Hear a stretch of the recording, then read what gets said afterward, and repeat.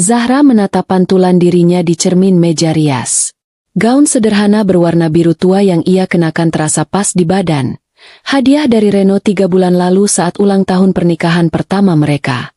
Di sampingnya, Reno sedang merapikan kerah kemejanya, menyemprotkan sedikit parfum yang aromanya sudah sangat Zahra hafal. Malam ini adalah jadwal rutin bulanan yang selalu terasa seperti ujian. Makan malam di rumah orang tua Reno. Sudah siap, sayang? Tanya Reno, senyumnya tampak ringan, seolah tidak ada beban sama sekali. Zahra menghela napas pelan sebelum membalas senyum suaminya. Sudah. Zahra mencintai Reno, sangat mencintainya. Pria itu baik, perhatian, dan pekerja keras. Mereka bertemu 2 tahun lalu di sebuah pameran seni, di mana Zahra yang bekerja sebagai desainer grafis lepas sedang memamerkan beberapa karyanya. Reno, yang saat itu baru merintis usaha kafenya sendiri, langsung terpikat. Hubungan mereka berjalan mulus dan indah, sampai tiba saatnya Zahra diperkenalkan pada keluarga Reno. Saat itulah Zahra pertama kali merasakan adanya tembok besar tak kasat mata di antara mereka. Tembok yang terbuat dari status sosial, kekayaan, dan pandangan meremehkan. Orang tua Zahra, Pak Raditya dan Ibu Indah, adalah orang-orang yang sangat sederhana. Ayahnya seorang pensiunan guru yang kini menyibukkan diri dengan kebun kecil di belakang rumah, sementara ibunya adalah ibu rumah tangga biasa.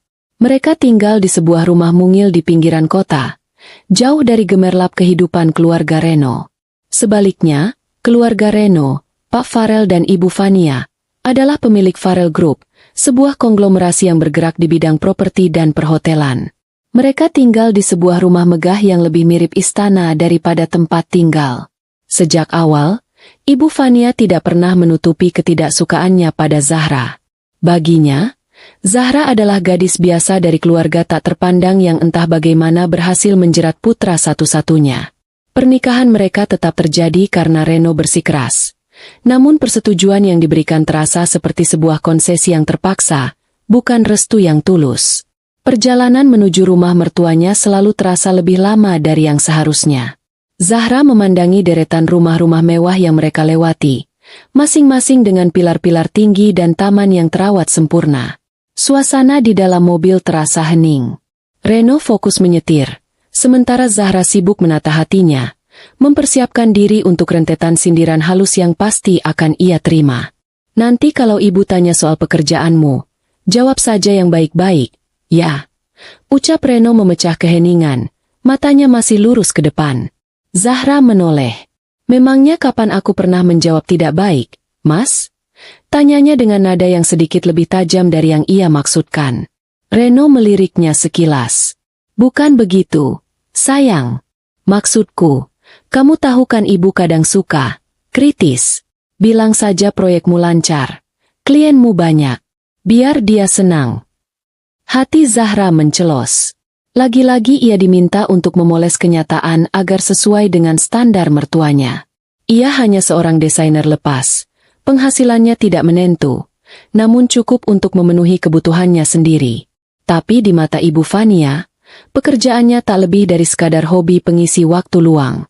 Mobil mereka akhirnya berhenti di depan gerbang raksasa yang terbuka secara otomatis. Seorang satpam memberi hormat saat mobil melaju masuk ke halaman yang luas. Rumah itu berdiri angkuh, cahayanya benderang menerangi malam. Setiap kali datang ke sini, Zahra selalu merasa seperti orang asing yang salah masuk ke sebuah pameran kemewahan. Ibu Fania menyambut mereka di ambang pintu. Penampilannya sempurna seperti biasa. Gaun malam berwarna marun, rambut disanggul rapi, dan perhiasan berlian yang berkilauan di leher dan pergelangan tangannya.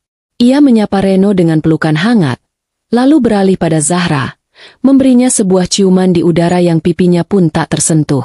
Matanya bergerak cepat, memindai Zahra dari atas sampai bawah. Gaunmu sederhana sekali, Zahra, komentarnya, terdengar seperti pujian namun terasa seperti tamparan. Tapi biru memang warna yang aman. Ini hadiah dari Mas Reno, Bu, jawab Zahra, berusaha menjaga senyumnya. Di ruang makan, Pak Farel sudah menunggu. Pria itu sedang membaca sebuah koran bisnis, dan hanya menurunkan korannya sejenak untuk mengangguk singkat pada mereka. Meja makan yang panjang itu sudah tertata dengan peralatan makan perak yang berkilau dan gelas-gelas kristal. Seorang pelayan berdiri di setiap sudut ruangan, siap melayani. Makan malam dimulai dengan obrolan seputar bisnis Pak Farel, proyek baru di Bali, rencana ekspansi ke Singapura, dan keluhan tentang betapa sulitnya mencari tenaga kerja yang kompeten. Zahra hanya bisa diam mendengarkan, sesekali menyuap makanannya yang terasa hambar di lidah. Reno berusaha melibatkannya dalam percakapan, tapi setiap kali ia mencoba, ibunya akan dengan cepat mengalihkan topik. "Oh ya, Zahra," kata Ibu Fania tiba-tiba, meletakkan garpunya. "Teman ibu, Tantrina, anaknya baru saja menikah dengan putra seorang menteri. Pestanya luar biasa mewah. Gaun pengantinnya saja dirancang desainer dari Paris. Kamu pasti suka melihatnya. Hal-hal seperti itu kan bisa jadi inspirasi untuk gambar-gambarmu." Zahra merasakan darahnya memanas. Gambar-gambarmu. Seolah pekerjaannya adalah aktivitas anak TK yang sedang belajar mewarnai. "Pekerjaan saya lebih ke desain korporat, Bu. Logo, branding, hal-hal seperti itu," sahut Zahra dengan tenang. "Oh, begitu," balas Ibu Fania dengan nada meremehkan. "Apa masih cukup untuk membeli tas baru? Ibu lihat kamu masih pakai tas yang itu-itu saja. Nanti kapan-kapan ibu ajak kamu belanja. Biar Reno tidak malu kalau mengajakmu ke acara penting." Reno terbatuk kecil. "Ibu, tas Zahra masih bagus." "Bagus menurut standar siapa? Reno, kamu harus menjaga citra keluargamu." Penampilan istri mencerminkan kesuksesan suami. Timpal Pak Farel tanpa mengalihkan pandangan dari piringnya. Zahra menunduk, menatap piringnya yang masih terisi setengah. Nafsu makannya hilang seketika. Rasanya ada gumpalan besar yang menyangkut di tenggorokannya. Ia melirik Reno, mencari pembelaan, namun suaminya hanya memberinya tatapan, "Sabar." Ya, yang sudah sangat ia benci. Sepanjang sisa makan malam itu, Zahra lebih banyak diam, membangun benteng di dalam dirinya untuk menahan setiap peluru sindiran yang ditembakkan ke arahnya. Perjalanan pulang terasa lebih hening dari perjalanan berangkat. Kemarahan, kekecewaan, dan rasa lelah beraduk menjadi satu di dalam dada Zahra. Ia tidak ingin memulai pertengkaran, tapi ia juga tidak bisa terus-menerus menelan semua ini sendirian. "Mas tidak lihat bagaimana ibu dan ayahmu tadi?" ucapnya pelan, suaranya bergetar. "Aku lihat, sayang," jawab Reno sambil menghela napas panjang. "Maafkan mereka, ya." "Bukan maafmu yang aku butuhkan, Mas. Aku butuh kamu membelaku. Aku ini istrimu. Kenapa kamu diam saja saat aku direndahkan di depan matamu sendiri?" "Aku tidak mau suasana jadi makin keruh. Zahra, kamu tahu sendiri watak ibu seperti apa. Melawannya hanya akan membuat keadaan lebih buruk. Jadi aku harus diam saja? Menerima semua hinaan itu seumur hidup kita?" tanya Zahra, air matanya mulai menggenang. "Setiap bulan aku harus mempersiapkan mental hanya untuk makan malam yang terasa seperti pengadilan. Apa ini yang namanya pernikahan?" Reno mengulurkan tangan untuk menggenggam tangan Zahra, tapi Zahra menariknya. Pria itu tampak frustrasi. "Tolong mengerti posisiku, Zahra. Dia ibuku. Dan aku istrimu," bisik Zahra, lebih pada dirinya sendiri.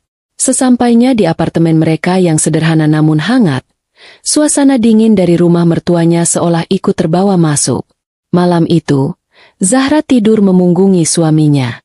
Ia memeluk guling erat-erat, merasakan duri tajam yang menusuk pernikahannya semakin dalam.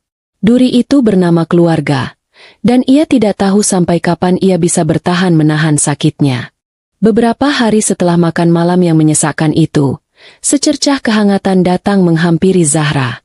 Orang tuanya, Pak Raditya dan Ibu Winda, akan datang berkunjung. Kabar itu seperti embun pagi yang menyejukkan hatinya yang kering. Sejak pagi, Zahra sudah sibuk di dapur, mencoba memasak rawon, makanan kesukaan ayahnya. Aroma bumbu kluwek yang khas perlahan memenuhi apartemen kecil mereka, mengusir hawa dingin yang sempat tertinggal. Reno, yang merasa bersalah atas kejadian malam itu, berusaha membantu sebisanya. Ia pergi ke pasar untuk membeli bahan-bahan yang kurang dan membantu membersihkan rumah. Ia tahu betapa Zahra merindukan orang tuanya, dan ia ingin memastikan kunjungan kali ini berjalan lancar. Siang hari, bel apartemen berbunyi. Zahra bergegas membukakan pintu dengan senyum lebar. Di depannya berdiri Pak Raditya dan Ibu Winda. Ayahnya mengenakan kemeja batik sederhana yang warnanya sudah sedikit memudar, sementara ibunya memakai gamis bunga-bunga yang membuatnya tampak teduh. Tangan mereka tidak kosong. Ibu Winda membawa sebuah rantang berisi kue lapis buatannya, sedangkan Pak Raditya menenteng sebuah keranjang kecil berisi buah mangga hasil panen dari pohon di halaman rumah mereka. "Assalamualaikum," sapa Ibu Winda dengan senyumnya yang selalu tulus. "Waalaikumsalam," jawab Zahra, langsung memeluk ibunya erat-erat, menghirup aroma familiar yang menenangkan. Ia kemudian beralih mencium tangan ayahnya. Pak Raditya hanya tersenyum, menepuk-nepuk lembut kepala putrinya. Kehadiran mereka seketika mengubah suasana. Apartemen itu terasa lebih hidup dan penuh tawa. Mereka duduk di ruang tamu yang sempit, mengobrol tentang banyak hal.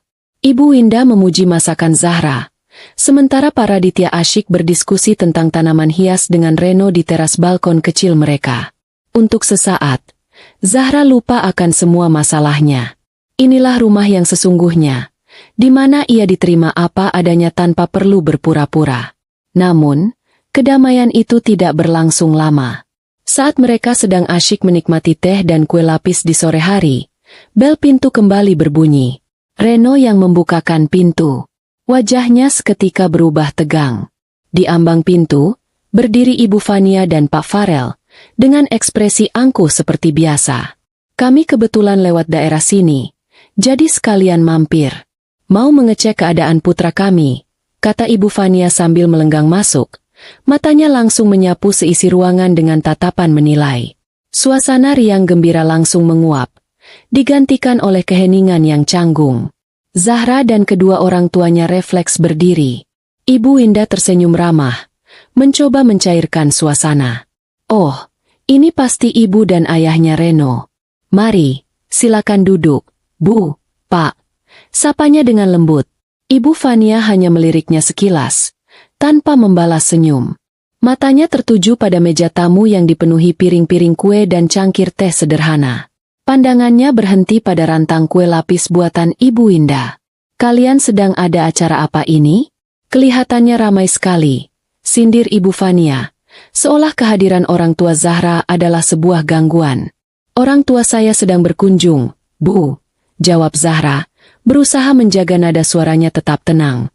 Pak Farel tidak berkata apa-apa, hanya duduk di sofa dengan lengan terlipat di dada, memancarkan aura superioritas yang membuat siapapun merasa kecil.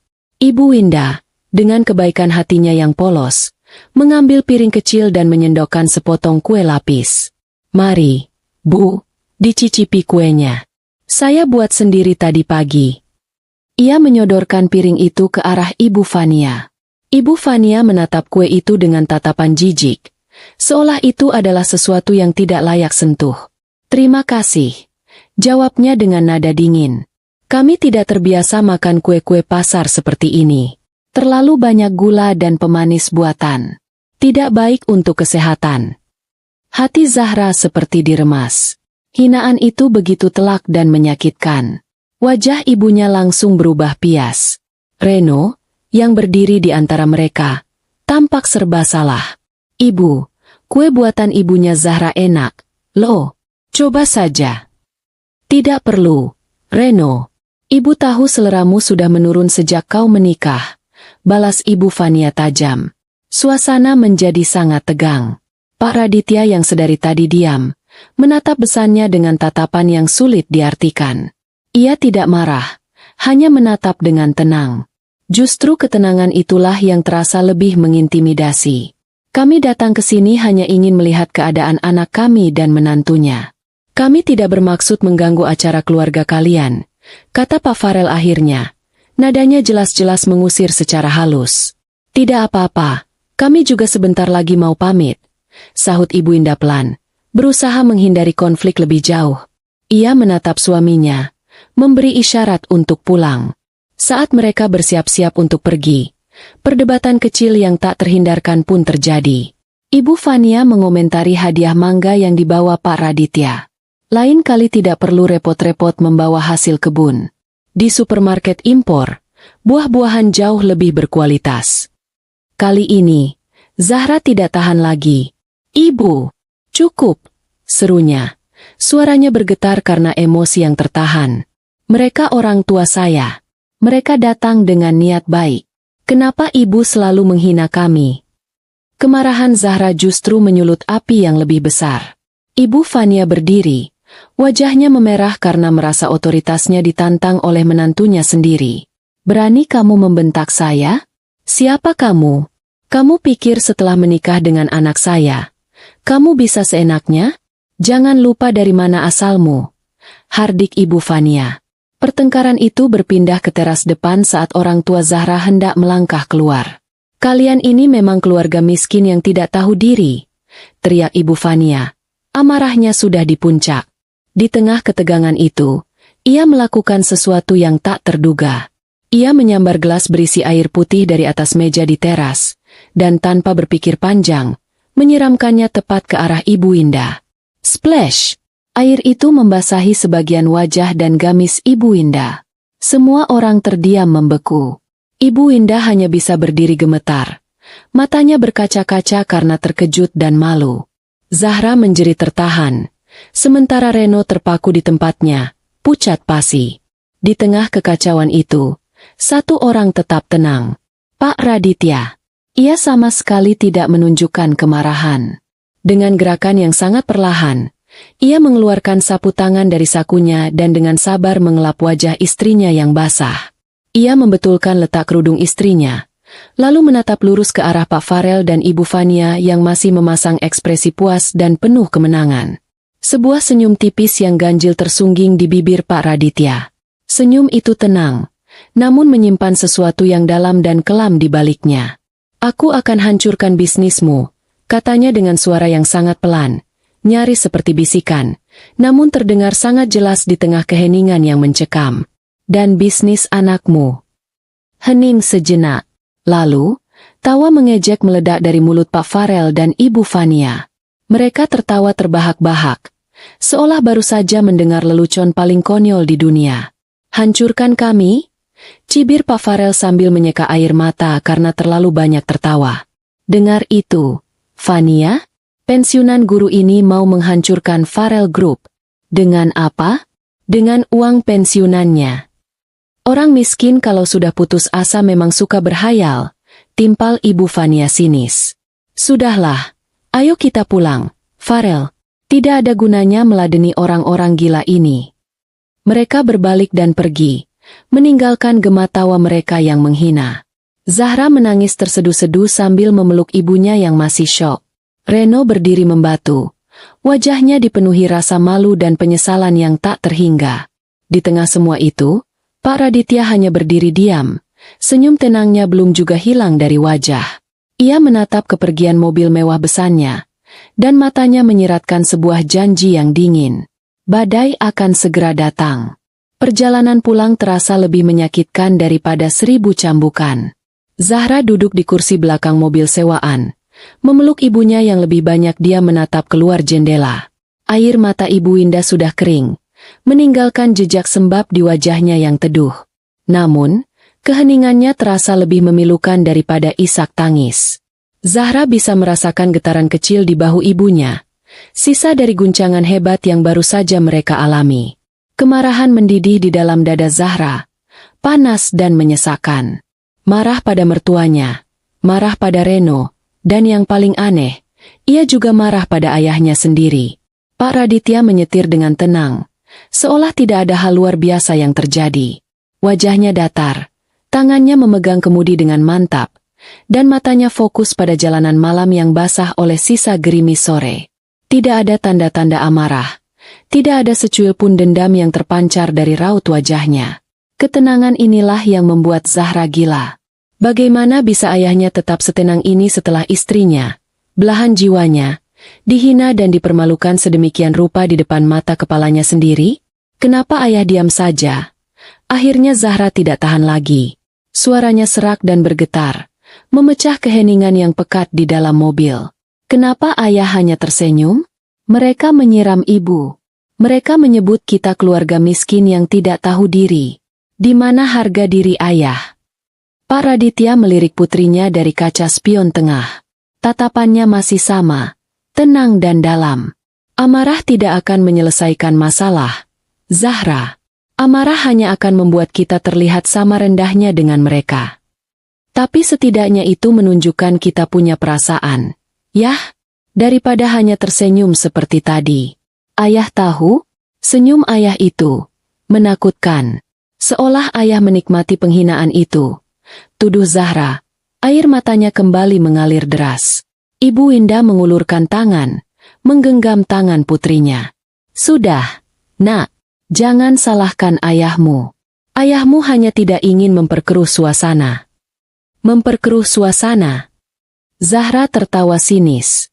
Suasana apalagi yang bisa lebih keruh dari itu, Bu?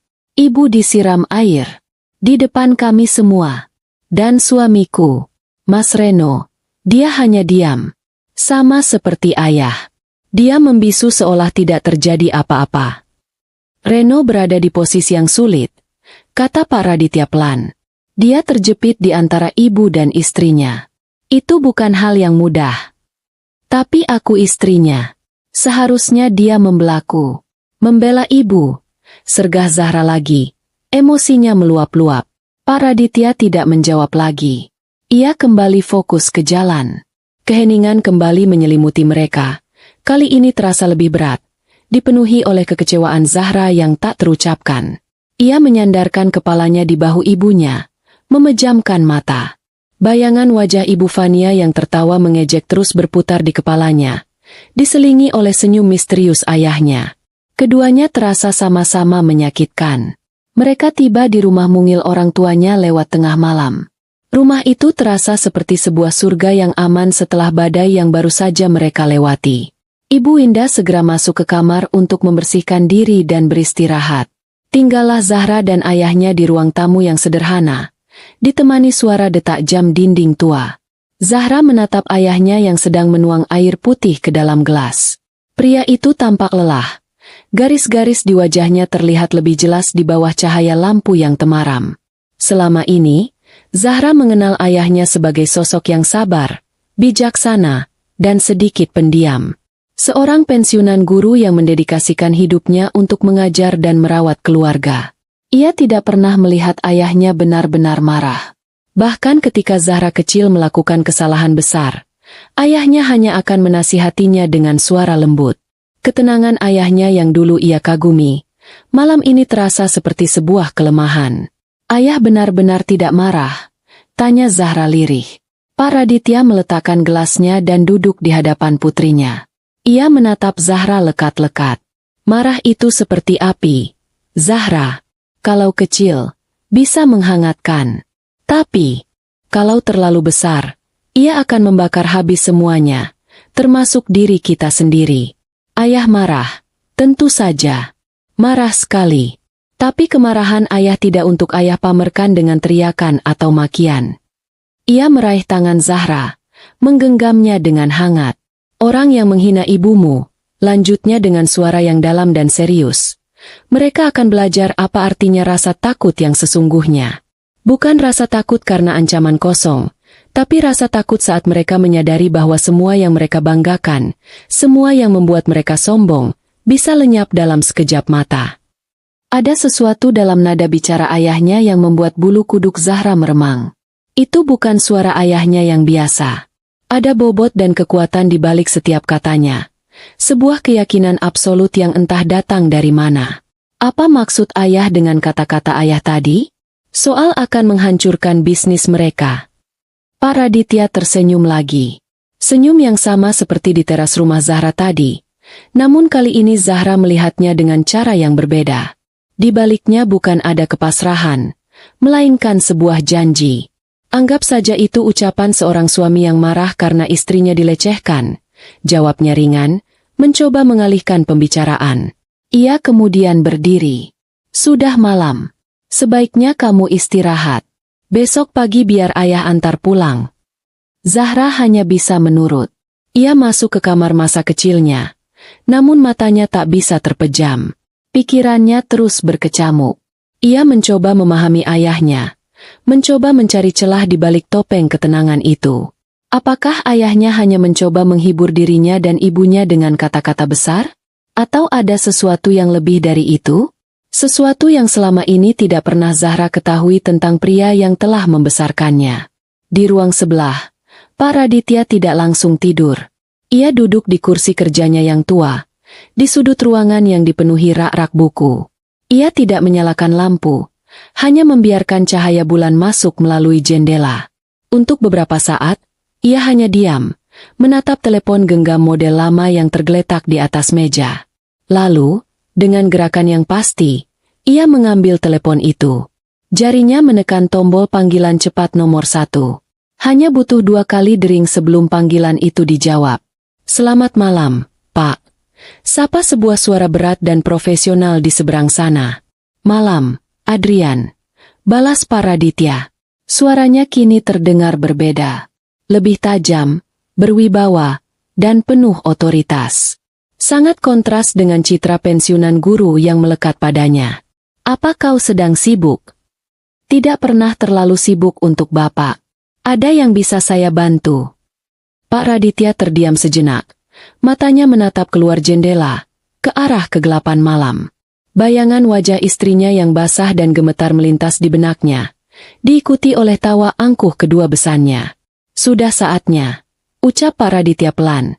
Namun setiap katanya mengandung beban yang berat. "Mulai rencana, badai senyap." Hening sejenak di seberang telepon. Lalu suara bernama Adrian itu menjawab dengan nada yang sigap dan tanpa keraguan sedikit pun. "Targetnya, Pak?" "Farel Group, milik Farel Adhinata," jawab Pak Raditya. "Aku mau kau lumpuhkan mereka.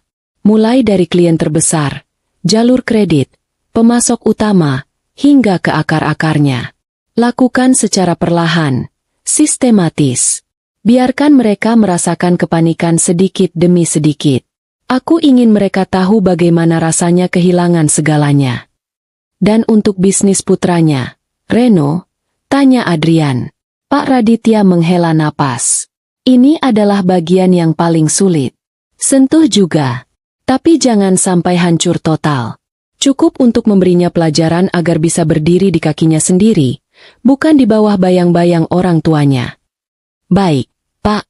Perintah diterima. Akan saya mulai besok pagi," kata Adrian. "Bagus," balas Pak Raditya. "Laporkan perkembangannya padaku. Dan ingat, jangan tinggalkan jejak apapun yang bisa mengarah padaku.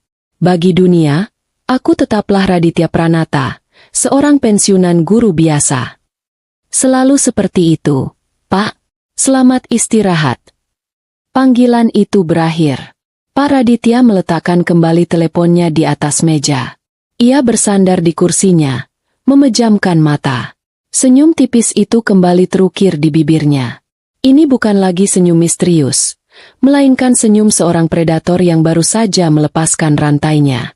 Badai itu akan datang dalam diam, dan saat Farel dan Fania menyadarinya, mereka sudah berada tepat di pusat pusarannya, tanpa ada jalan untuk keluar. 3 hari berlalu sejak insiden di apartemen Zahra. Bagi keluarga Farel, kejadian itu sudah hampir terlupakan, dianggap sebagai drama kecil yang tidak penting.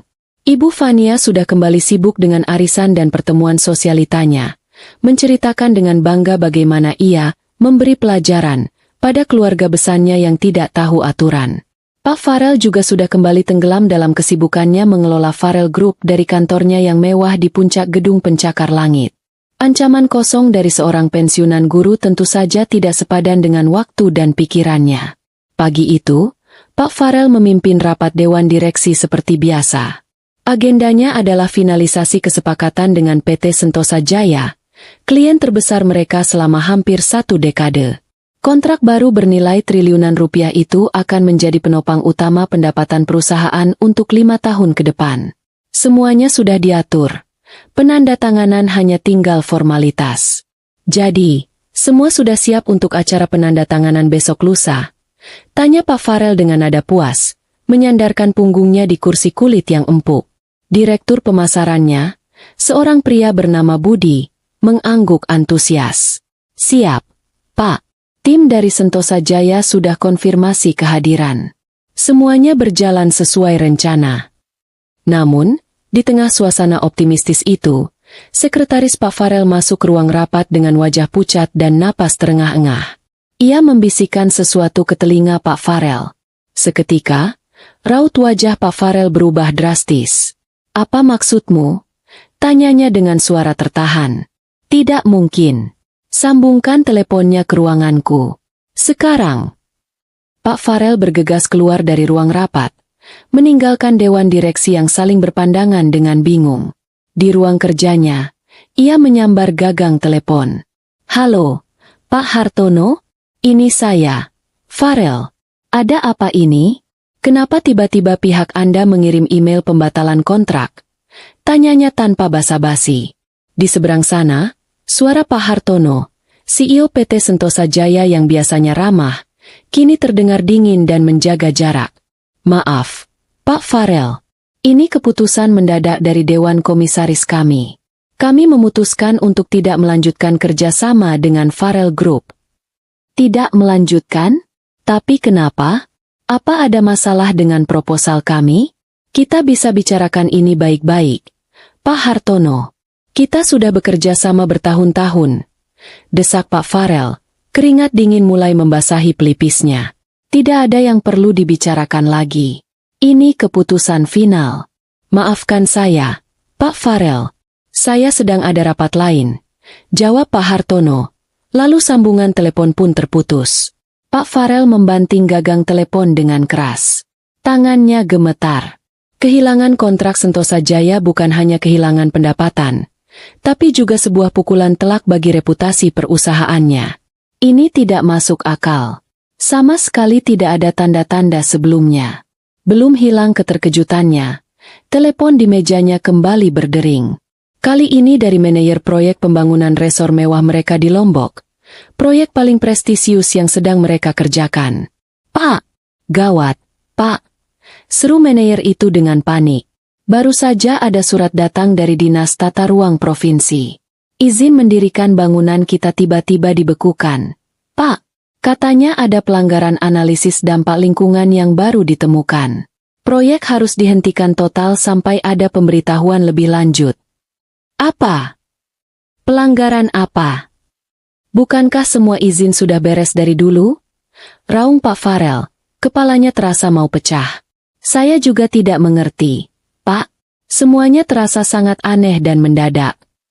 Dalam satu pagi, dua pilar utama bisnisnya diguncang hebat. Pak Farel merasa seperti sedang diserang dari dua arah sekaligus. Ia mencoba menenangkan dirinya, berpikir bahwa ini mungkin hanya kebetulan yang sangat-sangat buruk. Mungkin ada pesaing yang bermain kotor di belakangnya. Ia menghabiskan sisa hari itu dengan menelepon semua koneksinya, mencoba mencari tahu apa yang sebenarnya terjadi. Namun, semua usahanya sia-sia. Pintu yang biasanya selalu terbuka untuknya kini seolah tertutup rapat. Orang-orang yang dulu menjilatnya, kini menghindarinya dengan berbagai alasan. Malam harinya, ia pulang dengan wajah muram. Ibu Fania yang sedang mencoba gaun baru untuk pesta akhir pekan, langsung menyadari ada yang tidak beres. Kamu kenapa, Farel? Wajahmu kusut sekali. Tanyanya sambil mematut diri di depan cermin. Pak Farel menghempaskan tubuhnya ke sofa, melonggarkan dasinya. Kacau. Semuanya kacau hari ini. Sentosa Jaya membatalkan kontrak, dan proyek Lombok dihentikan paksa. Ibu Fania menghentikan aktivitasnya. Dibatalkan? Dihentikan? Bagaimana bisa? Aku juga tidak tahu. Semuanya terjadi begitu saja, tanpa peringatan. Rasanya seperti ada yang sengaja mengerjai kita. Geram Pak Farel. Mereka berdua terdiam, mencoba mencerna rentetan nasib buruk itu. Ibu Fania masih mencoba berpikir positif. Sudahlah, mungkin hanya masalah sementara. Perusahaan sebesar kita pasti bisa mengatasinya. Mungkin ini hanya kesialan bisnis biasa. Sementara itu, di apartemennya, Reno juga merasakan dampak dari badai yang mulai terbentuk. Kafenya yang biasanya ramai pengunjung, hari itu terasa sangat sepi. Lalu, telepon berdering. Itu dari pemasok biji kopi premiumnya, yang sudah menjadi mitranya sejak awal ia merintis usaha. "Maaf, Mas Reno," kata si pemasok dengan nada menyesal. "Mulai besok kami tidak bisa mengirim pasokan kopi lagi ke kafe Mas Reno." "Loh, kenapa, Pak? Apa ada masalah dengan pembayaran saya?" tanya Reno, terkejut. Bukan itu.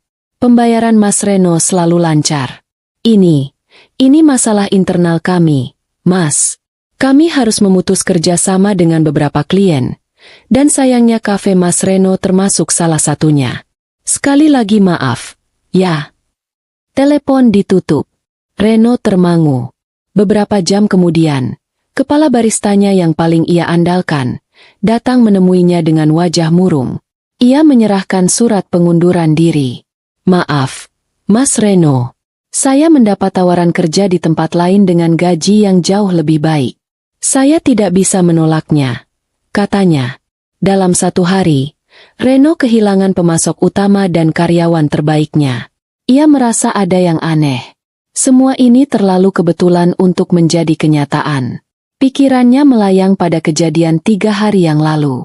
Pada ancaman yang diucapkan oleh ayah mertuanya. "Aku akan hancurkan bisnismu, dan bisnis anakmu." Reno menggelengkan kepalanya cepat, mencoba mengusir pikiran konyol itu. Tidak mungkin. Pak Raditya hanyalah seorang pensiunan guru yang sederhana. Apa yang bisa ia lakukan? Namun, sekeras apapun ia mencoba menyangkalnya, sebersih rasa cemas mulai merayap di dalam hatinya. Kecemasan itu semakin menjadi saat ia pulang ke apartemen dan menemukan Zahra sedang berbicara di telepon dengan ayahnya. "Iya, Ayah, Zahra baik-baik saja. Ayah dan ibu bagaimana? Sehat?" kata Zahra dengan nada ceria. Melihat Reno datang, Zahra segera mengakhiri panggilannya. "Mas sudah pulang?" sapanya. "Baru saja," jawab Reno singkat, meletakkan tas kerjanya dengan kasar. "Kamu habis telepon ayahmu?" "Iya, hanya menanyakan kabar," jawab Zahra, merasakan ada yang aneh dengan nada bicara suaminya. "Ada apa, Mas?" Kelihatannya lelah sekali. Reno menatap istrinya lekat-lekat. Di kafe ada sedikit masalah. Pemasok kopi tiba-tiba memutus kontrak, dan barista andalanku mengundurkan diri. Semuanya terjadi hari ini. Zahra terdiam. Ia bisa melihat keresahan di mata suaminya. Entah kenapa, firasatnya mengatakan ini bukan sekadar masalah bisnis biasa. Ingatannya kembali pada janji ayahnya malam itu. Mereka akan belajar apa artinya rasa takut. "Mungkin hanya kebetulan, Mas," ucap Zahra pelan, meskipun ia sendiri tidak yakin dengan ucapannya. Reno tidak menjawab. Ia hanya berjalan menuju kamar dengan langkah gontai. Retakan pertama sudah muncul, tidak hanya di pilar bisnis Farel Group, tapi juga di dalam rumah tangga mereka. Reno mulai merasa cemas, sementara Zahra mulai diliputi oleh campuran antara rasa takut dan secerca harapan bahwa keadilan untuk ibunya mungkin sedang dalam perjalanan, datang dengan cara yang tidak pernah ia duga sebelumnya. Seminggu telah berlalu, namun badai itu tidak kunjung reda. Sebaliknya, anginnya bertiup semakin kencang, mengguncang setiap sendi kehidupan keluarga Farel. Setiap hari, Reno pulang dengan wajah yang lebih muram dari hari sebelumnya. Kabar buruk seolah menjadi menu sarapan dan makan malam di rumah mertuanya. Pak Farel mulai jarang pulang, menghabiskan malam di kantornya, berusaha mati-matian menyumbat kebocoran yang semakin membesar di kapalnya. Ibu Fania, yang biasanya ceria dan sibuk mengatur acara sosial, kini lebih banyak mengurung diri di kamar. Teleponnya tak henti-hentinya berdering dengan panggilan dari teman-temannya yang penasaran atau para kolektor yang menanyakan gosip kejatuhan Farel Group. Zahra menyaksikan semua ini dari kejauhan, terperangkap dalam pusaran kebingungan dan kegelisahan. Sebagian kecil dari dirinya merasa puas. Sebuah bisikan gelap yang mengatakan bahwa inilah balasan yang setimpal. Namun, bagian terbesarnya merasa tidak nyaman. Ia melihat suaminya menderita. Bisnis kafe yang Reno bangun dengan keringat dan semangatnya sendiri kini berada di ambang kehancuran. Pria yang ia cintai itu kini lebih banyak termenung, tatapannya kosong, dan jarak di antara mereka terasa semakin melebar. Firasatnya tentang sang ayah semakin menguat. Ini semua bukan lagi kebetulan. Rangkaian peristiwa yang menimpa Farrell Group dan Reno terlalu sistematis, terlalu presisi, dan terlalu efektif untuk disebut sebagai nasib buruk. Ada sebuah tangan tak terlihat yang sedang mengatur semua bidak catur ini, dan Zahra yakin tangan itu adalah milik ayahnya. Ia harus mendapatkan jawaban. Pagi itu, dengan alasan ingin menjenguk ibunya, Zahra pergi ke rumah orang tuanya. Ia sengaja datang di hari kerja, saat ia tahu ibunya akan pergi ke pengajian rutin di masjid komplek, memberinya kesempatan untuk berbicara berdua saja dengan ayahnya. Ia menemukan Pak Raditya di kebun belakang rumah, sedang telaten merawat tanaman tomatnya. Pria itu masih sama seperti biasa. Mengenakan kaos oblong tua dan celana training, tangannya kotor oleh tanah, dan senyumnya tetap tenang saat melihat kedatangan Zahra. Pemandangan ini begitu kontras dengan kekacauan yang sedang terjadi di belahan dunia Zahra yang lain. "Loh, Zahra? Tumben datang pagi-pagi," sapa Pak Raditya, membersihkan tangannya di pancuran air. "Ibumu baru saja berangkat ke pengajian." Zahra tahu. "Yah, Zahra memang ingin bicara berdua dengan ayah," jawab Zahra, nadanya serius. Pak Raditya menatap putrinya. Ia sepertinya sudah menduga momen ini akan tiba. Tanpa banyak bertanya, ia mengangguk. "Baiklah, ayo kita bicara di dalam, di ruang kerja ayah." Ruang kerja ayah. Zahra sedikit terkejut. Seumur hidupnya, ia tidak pernah benar-benar menganggap ruangan kecil di sebelah kamar orang tuanya itu sebagai ruang kerja.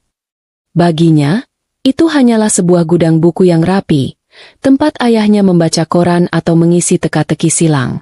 Ruangan itu hanya berisi satu meja kayu tua, sebuah kursi, dan rak-rak buku yang menjulang hingga ke langit-langit, dipenuhi buku-buku sastra, sejarah, dan filsafat.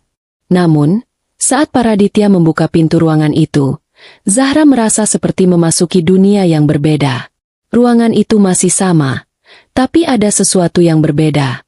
Ayahnya tidak menyalakan lampu utama, melainkan sebuah lampu meja kecil yang cahayanya redup. Ia kemudian menekan sebuah tombol tersembunyi di sisi meja kayunya.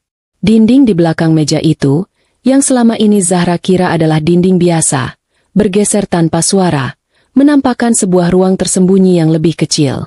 Zahra menahan napas. Di dalam ruang tersembunyi itu tidak ada buku-buku tua.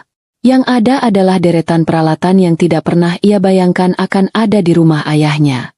Beberapa monitor komputer menyala, menampilkan grafik-grafik rumit dan barisan angka yang bergerak cepat. Sebuah laptop dengan desain yang sangat modern dan tipis tergeletak di tengah meja, dan di sampingnya ada beberapa perangkat telepon satelit. Ini bukan ruang kerja seorang pensiunan guru. Ini lebih mirip pusat komando seorang pialang saham kelas dunia atau seorang agen intelijen. "Ayah, ini apa?" bisik Zahra. Matanya tak lepas dari layar monitor. Pak Raditya tidak menjawab. Ia hanya memberi isyarat agar Zahra duduk di kursi di hadapannya.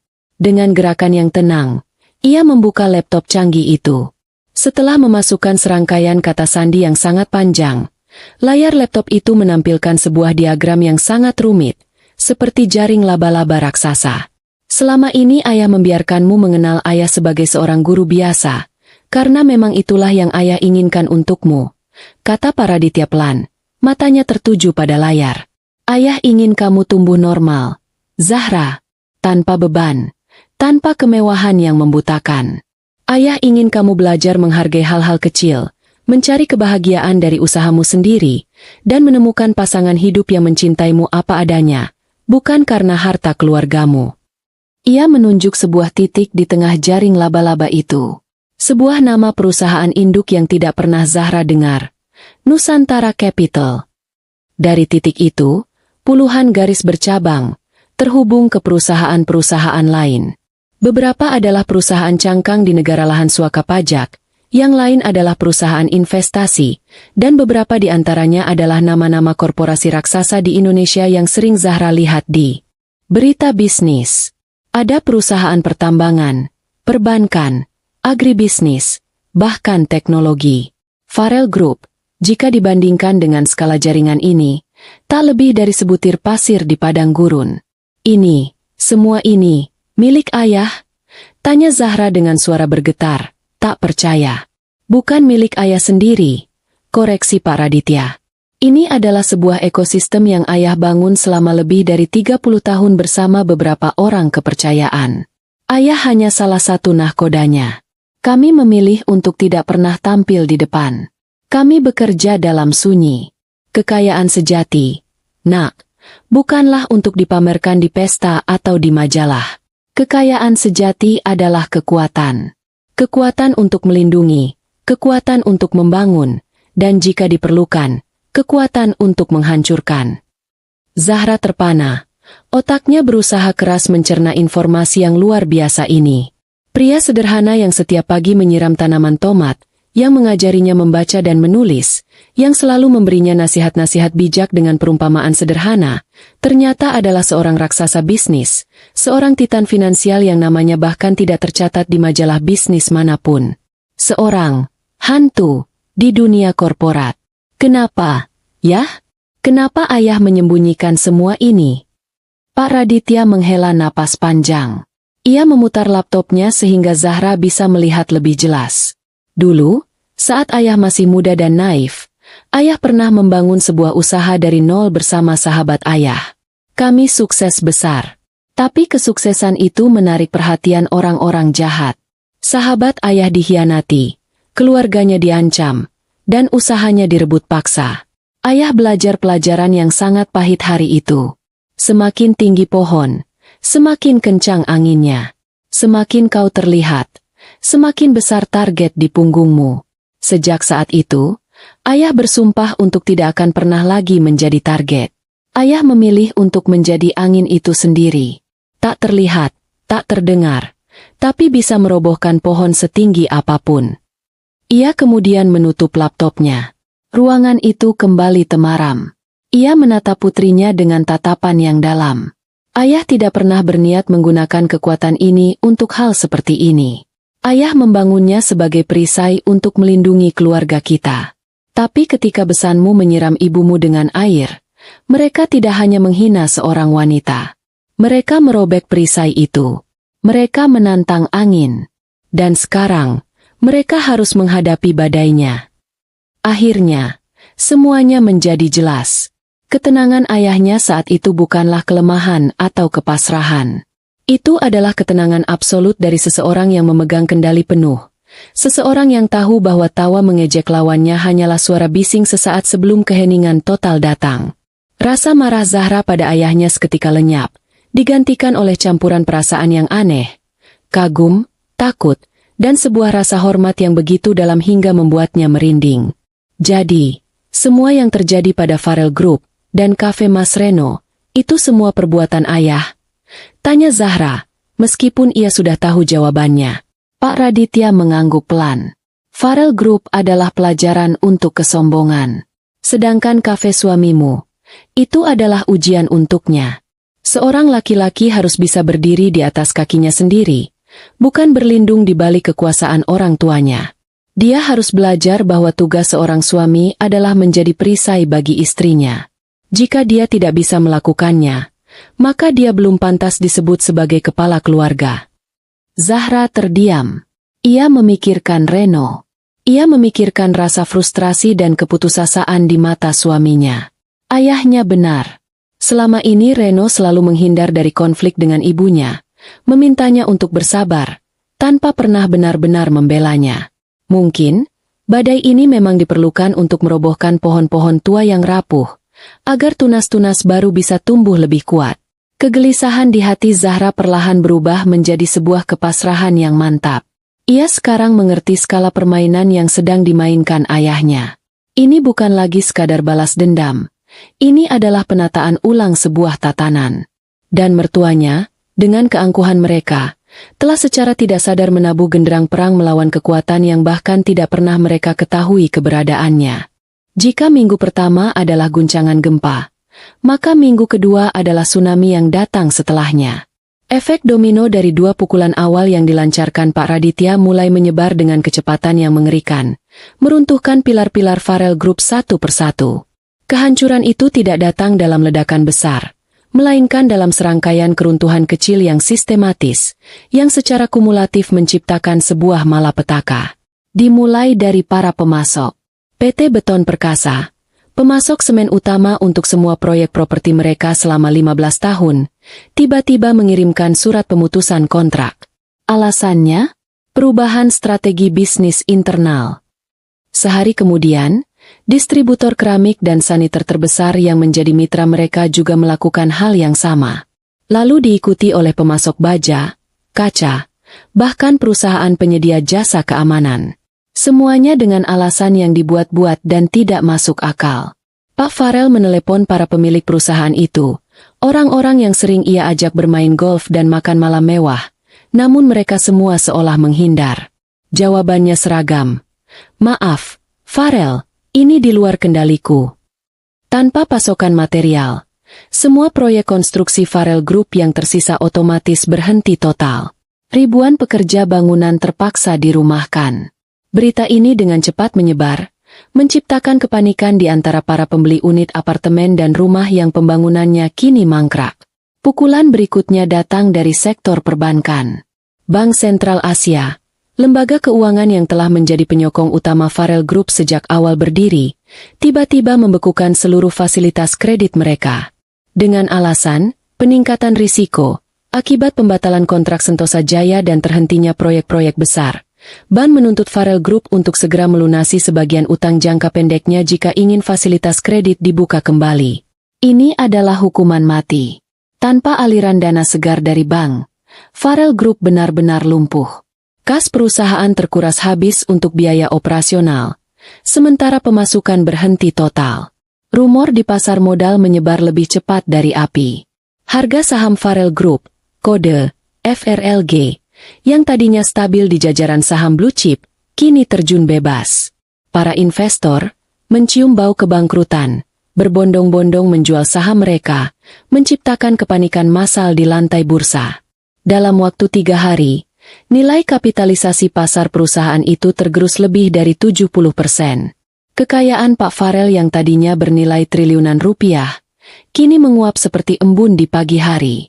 Kantor pusat Farel Group yang dulu ramai dan penuh energi, kini terasa seperti rumah duka. Karyawan berbisik-bisik di sudut ruangan. Wajah mereka cemas, khawatir akan gelombang PHK massal yang sepertinya tak terhindarkan. Pak Farel sendiri tampak menua 10 tahun dalam seminggu.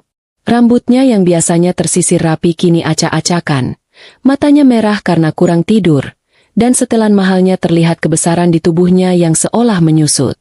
Ia menghabiskan hari-harinya berlari dari satu pertemuan ke pertemuan lain, memohon, bernegosiasi, bahkan mengancam, namun semua usahanya sia-sia.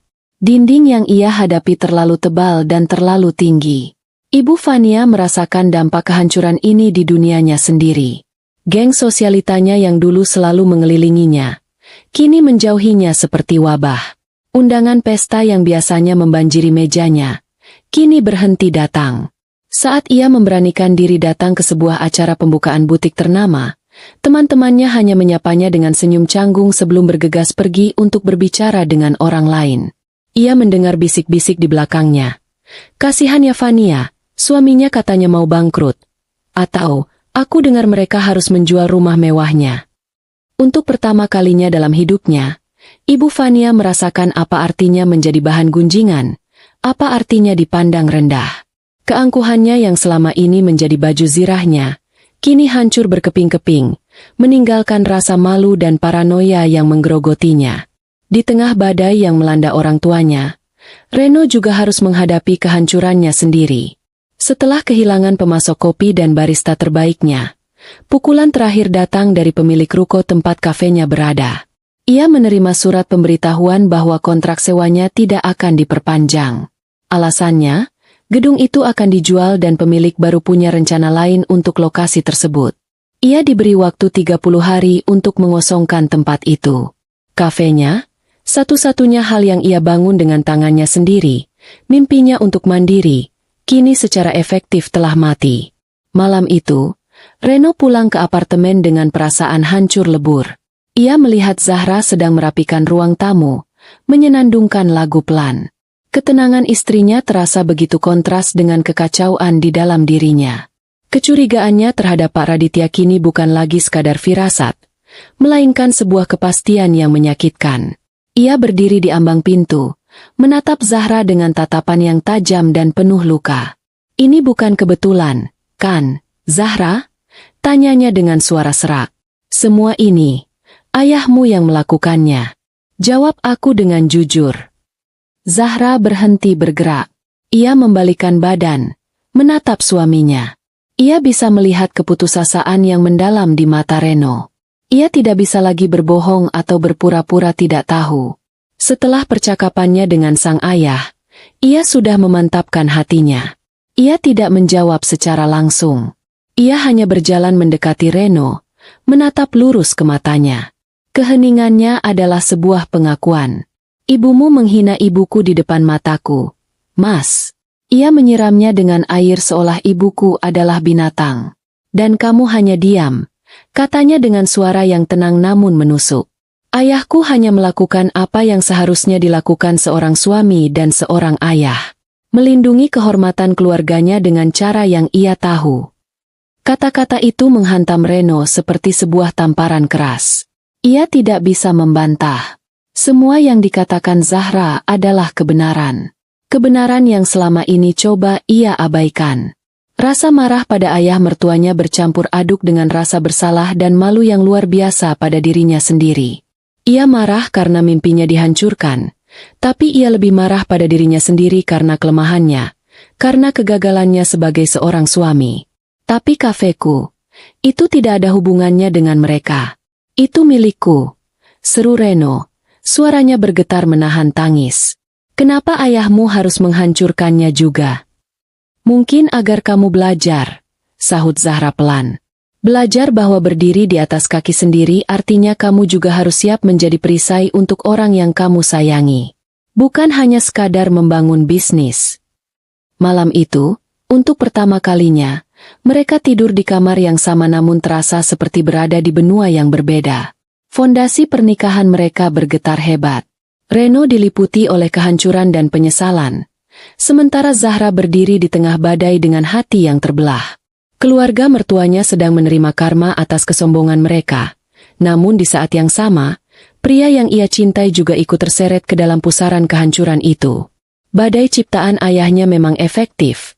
Namun ia tidak pernah menyangka bahwa serpihan-serpihan dari kehancuran itu juga akan melukai hatinya. Kehancuran Farel Group bukan lagi sekadar rumor, melainkan sebuah fakta brutal yang terpampang di setiap tajuk berita bisnis. Pak Farel kini menjadi paria di dunia yang dulu memujanya. Setiap pintu yang ia ketuk tertutup di depan wajahnya. Setiap panggilan telepon yang ia lakukan berakhir dengan penolakan yang dingin. Keputusasaan mulai berubah menjadi obsesi. Ia tidak lagi peduli bagaimana cara menyelamatkan perusahaannya. Ia hanya ingin tahu satu hal. Siapa? Siapa dalang di balik serangan yang begitu sempurna dan mematikan ini? Ia tahu ini bukan lagi sekadar persaingan bisnis. Ini adalah sesuatu yang personal. Serangan ini terlalu terkoordinasi, terlalu kejam. Rasanya seperti ada tangan dewa yang tak terlihat sedang membalikan papan permainannya, menghapus semua bidaknya satu persatu. Ia menghabiskan sisa-sisa uang perusahaan untuk menyewa detektif swasta terbaik. Namun mereka kembali dengan tangan hampa. Jejak sang penyerang begitu bersih, seolah-olah mereka adalah hantu. Di titik terendahnya, saat jurusita mulai menempelkan segel di aset-aset perusahaannya, Pak Farel melakukan sesuatu yang selama ini ia hindari. Ia menelan harga dirinya dalam-dalam dan menghubungi koneksi lamanya, seorang pria bernama Surya. Surya bukanlah pebisnis, bukan juga politisi, melainkan seorang pialang informasi. Ia hidup di dunia abu-abu, menjual data dan rahasia kepada siapapun yang mampu membayarnya. Bertahun-tahun lalu, Farel pernah membantunya keluar dari sebuah masalah hukum, dan kini ia datang untuk menagih balas budi. Mereka bertemu di sebuah kedai kopi tua yang remang-remang, jauh dari pusat kota yang gemerlap. Penampilan Pak Farel yang acak-acakan membuat Surya nyaris tidak mengenalinya. "Aku butuh nama, Surya," kata Farel langsung ke intinya. Suaranya serak. "Seseorang sedang menghancurkanku. Aku mau tahu siapa dia." Surya menyesap kopinya dengan tenang. "Ini bukan serangan biasa, Farel. Siapapun yang mengerjaimu, dia bukan pemain kemarin sore. Jejaknya bersih sekali. Timku sudah mencoba melacak aliran transaksinya, serangan sibernya, semuanya buntu. Dia seperti hantu." "Semua orang pasti punya nama," desak Farel, menggebrak meja pelan. "Aku akan bayar berapapun. Aku akan berikan sisa sahamku di perusahaan cangkangku yang ada di Cayman Island. Ambil semuanya. Aku hanya butuh satu nama." Mendengar tawaran itu, mata Surya menyala. Ia tahu Farel sudah benar-benar putus asa. "Beri aku waktu 24 jam, katanya. 24 jam itu terasa seperti seabad bagi Farel. Ia tidak tidur, tidak makan, hanya duduk di ruang kerjanya yang gelap, ditemani sebotol whisky dan bayangan kegagalannya. Tepat di jam ke-23, teleponnya berdering. "Itu Surya. Aku dapat sesuatu," kata Surya di seberang sana. "Tapi ini aneh. Sangat aneh." "Katakan saja." "Namanya Raditya Pranata." Hening. Farel mengerutkan keningnya. Nama itu terdengar familiar, tapi otaknya yang lelah tidak bisa langsung mengingatnya. "Raditya siapa? Aku tidak kenal pebisnis bernama Raditya." "Dia bukan pebisnis, Farel. Menurut data kependudukan, dia seorang pensiunan guru. Alamatnya di pinggiran kota. Tidak ada catatan kekayaan, tidak ada catatan kriminal, tidak ada apa-apa. Orangnya bersih total." Saat itulah, seperti disambar petir di siang bolong, Farel teringat. Pensiunan guru. Alamat di pinggiran kota. Ayah Zahra. Besannya. Tidak mungkin. Farel tertawa, tapi tawanya terdengar histeris dan kosong. "Jangan bercanda, Surya. Kau pasti salah orang. Dia hanya guru tua miskin yang bahkan tidak bisa membelikan istrinya baju yang layak." "Aku juga berpikir begitu pada awalnya," sahut Surya, nadanya serius. "Sampai aku menggali lebih dalam, menggunakan koneksi lamaku di dunia bawah tanah. Nama Raditya Pranata itu hanya kamuflase. Di lingkaran elit yang sangat tertutup, di level yang bahkan kau dan aku tidak bisa sentuh, dia punya julukan." "Julukan apa?" tanya Farel. Jantungnya mulai berdebar kencang. "Mereka memanggilnya Hiu Pesisir," bisik Surya, seolah takut nama itu terdengar oleh orang lain. Karena dia tidak pernah berburu di laut dalam yang ramai. Dia berburu dalam diam di perairan dangkal yang tenang, memangsa siapapun yang lengah. Dia adalah investor bayangan. Farel. Hantu. Dia tidak punya perusahaan atas namanya sendiri, tapi jaringannya mengendalikan puluhan korporasi besar dari balik layar melalui proksi dan entitas yang rumit. Kekuatannya bukan pada apa yang dia miliki, tapi pada siapa yang berutang budi padanya. Satu panggilan telepon darinya bisa membuat Dewan Direksi Bank Sentral berkeringat dingin. Satu perintahnya bisa menghentikan pasokan komoditas satu negara. Tubuh Pak Farel gemetar hebat. Gelas whisky di tangannya jatuh dan pecah berkeping-keping di lantai. Surya melanjutkan. Suaranya kini penuh dengan nada simpati yang menakutkan. "Orang-orang seperti dia punya satu aturan tak tertulis. Farel, jangan pernah sentuh keluarga mereka. Anonimitas dan keselamatan keluarga adalah segalanya. Menyerang keluarganya sama saja dengan menandatangani surat kematianmu sendiri dengan darah. Aku tidak tahu apa yang sudah kau lakukan padanya. Tapi kau tidak hanya menginjak ekor ular. Kau membakar sarangnya, lalu menyiram ratunya dengan air." Sambungan telepon terputus, tapi suara Surya terus terngiang di telinga Farel. Ia terhuyung-huyung keluar dari ruang kerjanya, mencari istrinya. Ia menemukan Ibu Fania sedang duduk termenung di tepi kolam renang yang airnya sudah mulai keruh karena tak terawat. "Fania," panggilnya dengan suara bergetar. Ibu Fania menoleh. Matanya bengkak karena terlalu banyak menangis. "Aku sudah tahu siapa orangnya," lanjut Farel. "Orang yang menghancurkan kita." Ia menceritakan semuanya. Tentang Raditya Pranata. Tentang hiu pesisir. Tentang kekuatan tak terlihat yang selama ini bersembunyi di balik penampilan sederhana seorang guru. Reaksi Ibu Fania sama persis seperti dirinya. Pertama, penyangkalan total. Lalu, saat kepingan-kepingan puzzle itu mulai menyatu, ancaman di teras rumah, senyum tenang yang ganjil, rentetan kehancuran yang sempurna, penyangkalan itu berubah menjadi pemahaman. Dan pemahaman itu dengan cepat berubah menjadi teror murni yang melumpuhkan. Mereka berdua kini teringat dengan sangat jelas setiap detail hari itu. Ejekan mereka, tawa mereka yang angkuh, dan puncaknya, adegan saat Fania menyiramkan air ke wajah Ibu Winda.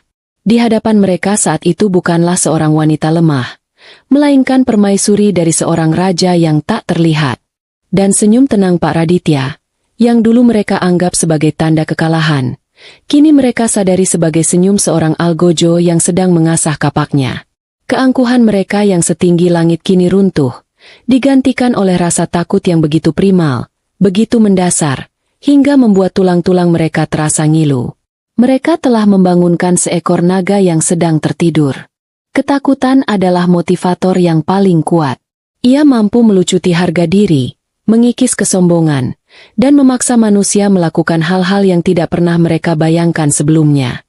Bagi Pak Farel dan Ibu Fania, teror akan nama Raditya Pranata telah membunuh semua sisa keangkuhan mereka. Mereka tidak lagi memikirkan bisnis atau status sosial. Mereka hanya memikirkan satu hal, bagaimana cara untuk selamat. Tidak ada pilihan lain. Tidak ada tempat untuk lari. Tidak ada celah untuk melawan. Satu-satunya jalan yang tersisa adalah jalan yang paling memalukan. Jalan yang paling mereka benci, memohon ampun. Malam itu juga, mereka mengambil keputusan. Reno, yang sudah mereka panggil pulang, hanya bisa menatap kedua orang tuanya dengan pandangan nanar. Ia sudah menduga ini sejak lama, namun melihat kehancuran total di wajah ayah dan ibunya tetap saja terasa menyakitkan sekaligus membenarkan rasa bersalahnya. "Kita harus ke sana. Sekarang juga," kata Reno dengan suara tegas yang jarang ia tunjukkan pada orang tuanya. "Ini satu-satunya cara." Perjalanan menuju rumah Pak Raditya adalah sebuah prosesi pemakaman bagi harga diri mereka. Mereka tidak lagi menaiki sedan mewah dengan sopir pribadi. Mereka bertiga berdesakan di dalam mobil city car milik Reno yang jarang terpakai. Tidak ada yang berbicara. Pak Farel mencengkeram kemudi dengan tangan gemetar. Sementara Ibu Fania duduk di kursi belakang, terisak pelan dalam diam. Wanita itu bahkan tidak sempat merias wajahnya. Pakaian yang ia kenakan kusut, rambutnya berantakan. Ia terlihat seperti orang asing bagi dirinya sendiri. Saat mobil memasuki gang sempit menuju rumah orang tua Zahra, jantung mereka seolah berhenti berdetak. Rumah sederhana yang dulu mereka pandang dengan jijik, kini tampak seperti istana seorang kaisar yang tak terjamah, memancarkan aura kekuatan yang menakutkan. Setiap pot bunga, setiap kerikil di halaman, seolah menatap dan menghakimi mereka. Reno mematikan mesin mobil. Untuk beberapa saat, tidak ada yang bergerak, seolah kaki mereka terpaku di lantai mobil. Akhirnya, Reno menghela napas panjang dan keluar lebih dulu. Diikuti oleh kedua orang tuanya yang melangkah dengan gontai, seperti terpidana mati yang berjalan menuju tiang gantungan. Mereka berdiri di depan pintu kayu yang sederhana. Reno mengangkat tangannya untuk mengetuk, namun ragu. Ayahnya yang kemudian mengambil alih, mengetuk pintu itu 3 kali dengan pelan. Suara ketukan itu terdengar begitu keras di tengah keheningan malam. Pintu terbuka. Sosok Ibu Winda muncul di ambang pintu. Wajahnya menunjukkan keterkejutan saat melihat siapa tamu yang datang di tengah malam. Di belakangnya, berdiri Pak Raditya. Wajahnya tetap sama. Tenang, tanpa ekspresi, seolah ia sudah tahu mereka akan datang. Saat itulah, hal yang tak terbayangkan terjadi. Tanpa sepatah kata pun, didorong oleh gelombang ketakutan dan keputusasaan yang tak tertahankan, Pak Farel dan Ibu Fania menjatuhkan diri mereka. Mereka berlutut di atas keset usang di teras rumah itu.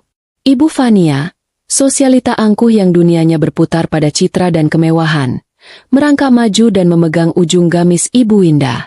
Kepalanya tertunduk dalam.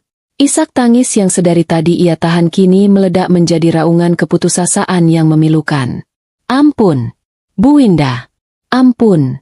Tangisnya tersedu-sedu. Kata-katanya tidak jelas. Saya salah. Saya sudah berdosa. Saya mohon, ampuni saya.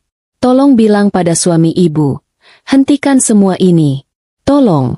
Kami sudah tidak sanggup lagi. Pak Farel, sang konglomerat yang biasa memerintah ribuan orang, menempelkan dahinya ke lantai yang dingin dan berdebu. Tubuhnya yang besar bergetar hebat. Saya mohon ampun, Pak Raditya. Bisiknya, suaranya pecah dan nyaris tak terdengar. Saya telah menghina Bapak dan keluarga. Saya buta karena kesombongan. Hukumlah saya, hancurkan saya. Tapi tolong jangan libatkan anak dan istri saya. Saya akan lakukan apa saja yang Bapak minta. Saya mohon. Reno berdiri membeku di belakang mereka. Wajahnya pucat, dipenuhi rasa malu yang luar biasa. Ia bahkan tidak berani mengangkat kepalanya untuk menatap wajah ayah dan ibu mertuanya. Pemandangan kedua orang tuanya yang selama ini begitu perkasa kini bersujud seperti pengemis adalah sebuah siksaan batin yang tak terperikan. Ibu Winda tampak sangat terkejut dan tidak tega. Ia mencoba menarik Ibu Fania untuk berdiri, namun wanita itu menolak, terus menangis dan memohon. Pak Raditya hanya diam memandangi mereka. Ia membiarkan mereka tetap berlutut di sana selama beberapa saat yang terasa seperti selamanya. Ia membiarkan suara tangis dan permohonan mereka menggema di teras kecil itu. Ia ingin mereka benar-benar merasakan titik terendah dari sebuah penyesalan, menelan habis setiap butir kesombongan mereka hingga tak bersisa. Kekuasaan telah berpindah tangan secara total dan absolut. Senyum tenangnya di hari itu kini telah lunas terbayar dengan air mata dan harga diri yang hancur berkeping-keping di depan pintu rumahnya.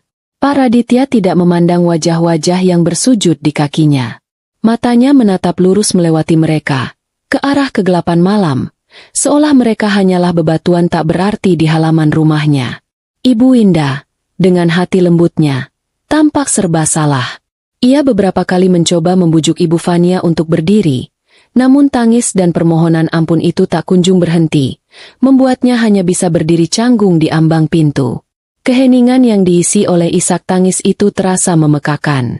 Pak Raditya membiarkan momen itu berlangsung cukup lama, membiarkan esensi dari penghinaan dan penyesalan meresap sempurna ke dalam jiwa ketiga tamunya. Setelah beberapa menit yang terasa seperti seabad, ia akhirnya bergerak. Namun, ia tidak berbicara kepada mereka. Ia melangkah masuk ke dalam rumah, melewati istrinya, dan mengambil telepon genggamnya dari atas meja. Ia menekan sebuah nomor. Zahra, katanya dengan suara yang tenang dan datar, sama sekali tidak terpengaruh oleh drama yang sedang berlangsung di terasnya. Bisa kamu ke rumah ayah sekarang? Ada sesuatu yang perlu kamu lihat dan putuskan. Ajak Reno sekalian. Pak Raditya tidak menunggu jawaban. Ia langsung menutup teleponnya. Pesannya singkat, jelas, dan mutlak. Itu bukan permintaan, melainkan sebuah panggilan. Zahra, yang berada di apartemennya, merasakan jantungnya berdebar kencang. Ia sedang duduk di sofa, sementara Reno mondar-mandir di ruangan dengan gelisah sejak orang tuanya pergi dengan tergesa-gesa. Panggilan dari ayahnya di tengah malam dengan nada seperti itu hanya bisa berarti satu hal.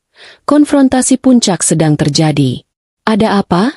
Tanya Reno, melihat perubahan di wajah istrinya. Ayah memintaku datang. Bersamamu. Jawab Zahra pelan. Tidak ada lagi yang perlu dikatakan. Mereka berdua tahu apa yang akan mereka hadapi. Perjalanan menuju rumah orang tua Zahra terasa lebih menegangkan dari sebelumnya. Reno menyetir dalam diam. Wajahnya pucat pasi. Ia tahu perannya dalam drama ini akan segera berakhir. Ia bukan lagi pemain, melainkan hanya seorang penonton yang nasibnya akan ditentukan oleh keputusan orang lain. oleh keputusan istrinya. Ketika mereka tiba, pemandangan yang menyambut mereka jauh lebih buruk dari yang mereka bayangkan. Mobil orang tua Reno terparkir sembarangan di tepi jalan. Dan di teras rumah yang remang-remang itu, mereka melihatnya. Ayah dan ibunya, dua sosok yang selama ini ia kenal sebagai simbol kekuatan, kekuasaan, dan keangkuhan, masih berlutut di lantai. Ibu Fania sudah tidak menangis meraung-raung, hanya isak tangis tertahan yang mengguncang bahunya. Pak Farel tetap dalam posisi bersujud, tidak bergerak sedikit pun. Sementara itu, ayah dan ibu mertuanya hanya berdiri diam, seperti hakim yang sedang menunggu terdakwa terakhir tiba di ruang sidang. Kaki Zahra terasa lemas. Melihat pemandangan itu, ia tidak merasakan kemenangan atau kepuasan seperti yang mungkin ia bayangkan. Yang ia rasakan adalah campuran rumit antara kasihan, canggung, dan sedikit rasa mual. Melihat orang yang begitu membencinya kini berada dalam posisi yang begitu rendah dan hina terasa sangat tidak nyata. Ia melirik Reno, yang berdiri mematung di sampingnya. Pria itu menundukkan kepalanya dalam-dalam, tidak sanggup menyaksikan kehancuran orang tuanya sendiri. Pak Raditya menoleh saat melihat kedatangan mereka. Ia tidak menyapa, hanya menatap lurus ke arah Zahra. Wajahnya tetap tenang, namun matanya menyiratkan beban dan keseriusan yang luar biasa. "Kemarilah, nak," panggilnya lembut. Zahra melangkah maju perlahan, melewati tubuh mertuanya yang gemetar. Ia berhenti tepat di hadapan ayahnya, di samping ibunya yang menggenggam tangannya erat-erat, seolah memberinya kekuatan. Pak Raditya akhirnya memecah keheningan. Suaranya tidak keras, namun terdengar oleh semua orang di sana. Ia tidak berbicara kepada Farel atau Fania. Ia hanya berbicara kepada Zahra. "Mereka datang untuk memohon ampun," katanya. Matanya tak lepas dari mata putrinya. "Mereka telah mengakui kesalahan mereka. Badai yang ayah kirimkan telah merobohkan pohon kesombongan mereka hingga ke akarnya." Ia berhenti sejenak, membiarkan kata-katanya meresap. "Semua ini terjadi karena satu alasan. Karena kehormatan ibumu. Karena air mata ibumu yang jatuh di teras rumahmu hari itu. Ayah hanya membalas setiap tetes air mata itu dengan kerugian miliaran rupiah bagi mereka." Ibu Fania tersentak mendengar kalimat itu. Isak tangisnya kembali menjadi lebih keras. Pak Farel gemetar lebih hebat, namun tetap tidak berani mengangkat wajahnya. "Sekarang," lanjut Pak Raditya, "badai ini berada dalam kendali ayah. Ayah bisa menghentikannya sekarang juga, dan membiarkan mereka hidup dengan sisa-sisa puing yang ada. Atau, ayah bisa membiarkannya terus berjalan sampai tidak ada satupun batu bata yang tersisa di atas pondasi kerajaan mereka. Ayah bisa membuat nama Farel Adhinata terhapus dari sejarah bisnis selamanya." Ia mengulurkan tangannya, menangkup pipi Zahra dengan lembut. "Tapi keputusan itu bukan milik ayah. Bukan juga milik ibumu. Keputusan itu milikmu, Zahra." Dunia Zahra seolah berhenti berputar. Beban dari kata-kata ayahnya terasa begitu berat, menekan pundaknya hingga ia nyaris tak bisa bernapas. Ia menatap ayahnya, lalu ibunya. Ia melihat rasa sakit yang masih tersisa di mata ibunya. Sebuah luka yang mungkin tidak akan pernah sembuh total. Ia teringat dengan jelas bagaimana rasanya saat itu. Rasa marah, tidak berdaya, dan malu yang membakar hatinya. Nuraninya berteriak, "Biarkan saja mereka hancur. Mereka pantas mendapatkannya." Lalu, matanya beralih ke tiga sosok yang berada di bawah. Dua orang yang berlutut, dan satu orang yang berdiri dalam kehancuran. No, suaminya. Reno akhirnya mengangkat wajahnya. Mata mereka bertemu. Di dalam mata Reno, Zahra tidak melihat pembelaan untuk orang tuanya. Yang ia lihat adalah permohonan yang putus asa, sebuah pengakuan total atas kegagalannya. Tatapan itu berkata, "Aku tahu aku salah. Aku telah gagal melindungimu dan ibumu. Tapi tolong, jangan hancurkan mereka sepenuhnya. Apapun keputusanmu, aku akan menerimanya." Hati Zahra terbelah. Di satu sisi, ada keadilan untuk ibunya. Di sisi lain, ada masa depan suaminya dan sisa-sisa dari keluarga yang kini terikat dengannya. Menghancurkan Farel dan Vania sepenuhnya mungkin akan terasa memuaskan untuk sesaat, tapi itu juga akan meninggalkan luka permanen di dalam diri Reno, luka yang mungkin akan meracuni pernikahan mereka selamanya. Ia tidak ingin membangun kebahagiaannya di atas penderitaan total orang lain, bahkan jika orang itu telah menyakitinya. Setelah pergulatan batin yang terasa seperti selamanya, Zahra menarik napas dalam-dalam. Keputusannya sudah bulat. Ia menatap ayahnya dengan mantap. "Hentikan, Yah." Sebuah desahan lega yang nyaris tak terdengar lolos dari bibir Reno. Pak Farel dan Ibu Vania mengangkat kepala mereka sedikit, tidak percaya dengan apa yang baru saja mereka dengar. "Zahra, kamu yakin?" tanya Pak Raditya, memastikan. "Yakin," jawab Zahra tegas. Lalu ia beralih menatap kedua mertuanya yang masih berlutut. Suaranya kini terdengar dingin dan penuh wibawa, sebuah kekuatan baru yang lahir dari rasa sakitnya. Tapi ada syaratnya. Ia menatap lurus ke arah Ibu Vania. "Pertama, saya ingin Ibu meminta maaf secara tulus kepada ibu saya. Bukan di sini, bukan di teras yang gelap ini, tapi di hadapan seluruh keluarga besar kita, keluarga Ibu dan keluarga saya. Saya ingin semua orang yang pernah mendengar Ibu merendahkan keluarga saya, untuk mendengar Ibu mengakui kesalahan dan memohon maaf kepada wanita yang telah Ibu hina." Kemudian, ia beralih ke Pak Farel. "Kedua, saya tidak peduli dengan bisnis Bapak, tapi saya ingin Bapak berjanji untuk tidak akan pernah lagi ikut campur dalam rumah tangga saya dan Mas Reno. Biarkan kami membangun hidup kami sendiri, sekecil apapun itu. Terakhir, dan yang paling penting," ia menatap suaminya, "Reno. Dan untukmu, Mas," katanya. Suaranya sedikit melembut namun tetap tegas. "Mulai besok, kita cari kehidupan kita sendiri. Jauh dari bayang-bayang mereka. Kita mulai dari nol jika perlu. Aku akan menemanimu, selama kamu berjanji satu hal padaku. Jangan pernah lagi membiarkan siapapun, termasuk orang tuamu sendiri, tidak menghormati aku atau keluargaku. Jadilah suami yang sesungguhnya untukku." Reno menatapnya. Air mata menggenang di pelupuk matanya.